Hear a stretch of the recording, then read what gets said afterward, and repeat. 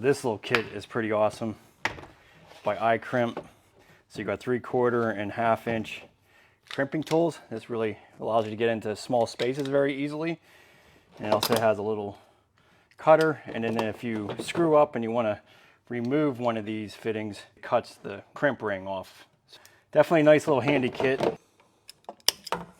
And I like to use these Pro crimp rings. So these guys have little red spacers on them.